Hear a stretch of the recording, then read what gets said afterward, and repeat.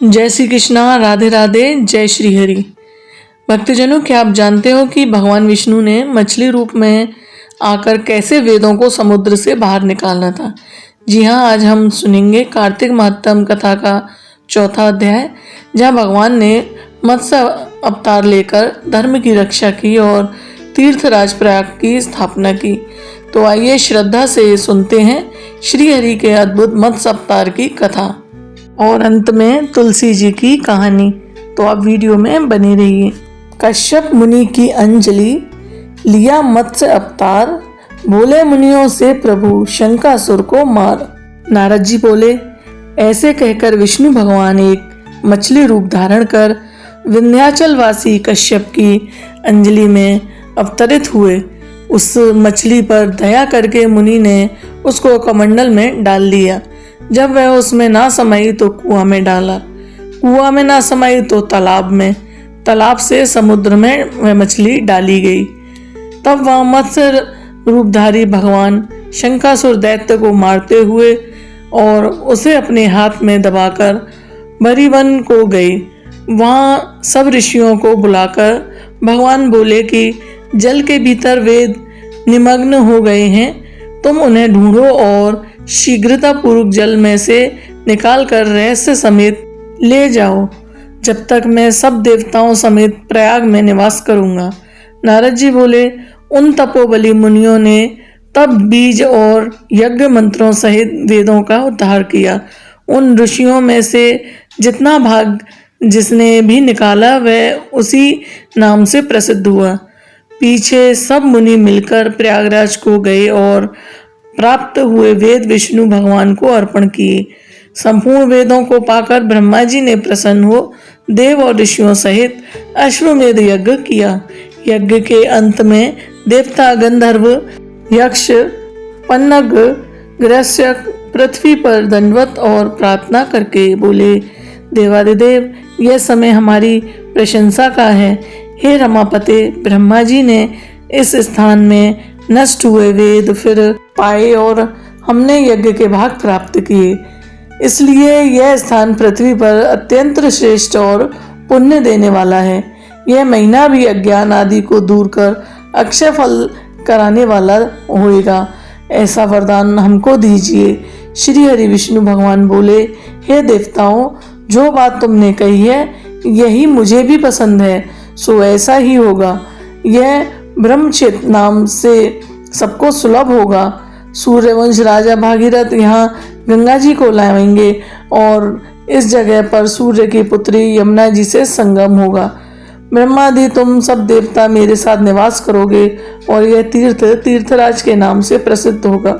यहाँ किया हुआ दान, तप, व्रत, होम, पूजा आदि कर्म अनंत फलदायक और मेरे पास पहुँचने वाले होंगे।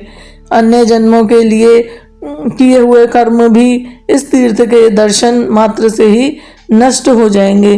जो मनुष्य देह धारण कर मेरे समीप प्राण परित्याग करेंगे वो मोक्ष को प्राप्त करेंगे।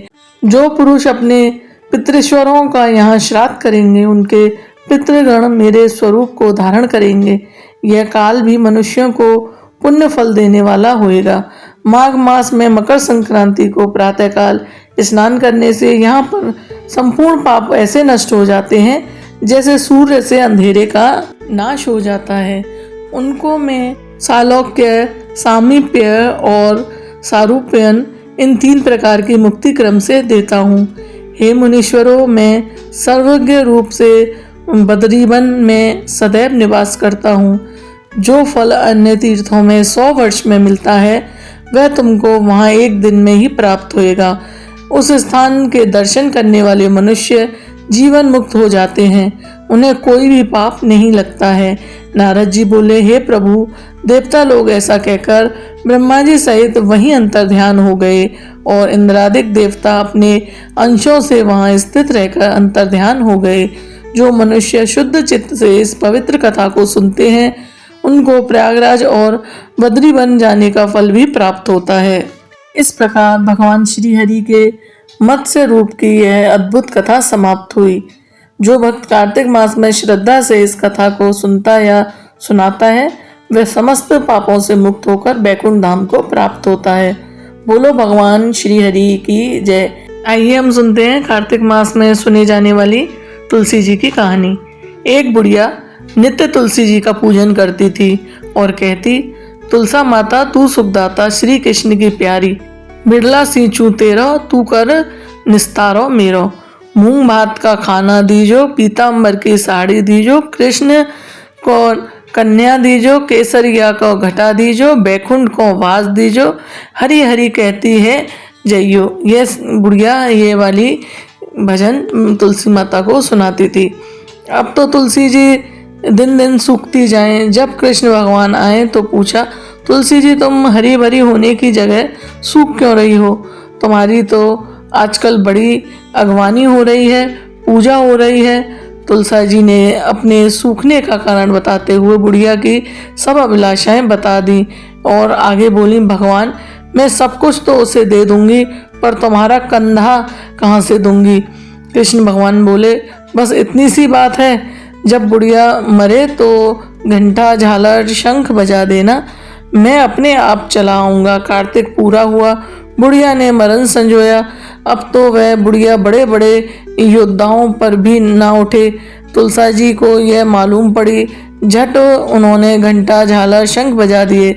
श्री कृष्ण भगवान 12 वर्ष के बालक का रूप धारण कर वहां आ गए और पूछने लगे, यहाँ काहे की भीड़ लगी है? एक आदमी बोला, एक बुढ़िया मर गई है, कोई से भी नहीं उठ रही है। भगवान बोले कि मैं देखूं जरा। आदमी बोले, इतने बड़े बड़े योद्धाओं से तो उठ नहीं रही है, तू जरा सा बालक भी है, उसे कैसे उठा लेगा?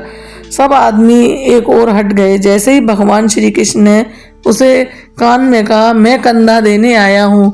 बुढ़िया बोली, ऐसे नहीं, अपने सामने दर्शन दो। भगवान ने अपना चतुर्भुज रूप दिखाया। तब बुढ़िया बैकुंठ को गई, हाथ लगाया, बुढ़िया हरी हरी कहती हुई उठ गई। बोलो तुलसा महारानी की जय। कल हम सुनेंगे कार्तिक मास का 5वां अध्याय, जिसमें कि हम जानेंगे कार्तिक मास व्रत का सही विधि विधान क्या है और कैसे करना चाहिए, स्नान, पूजा, दातुन की सही विधि, ये सब हम कल 5वें अध्याय में जानेंगे। भक्तजनों, यदि आपको ये कथा पसंद आई हो तो वीडियो को लाइक जरूर करें, शेयर करें और चैनल ब्रज दर्शन ब्लॉग्स को सब्सक्राइब जरूर करें।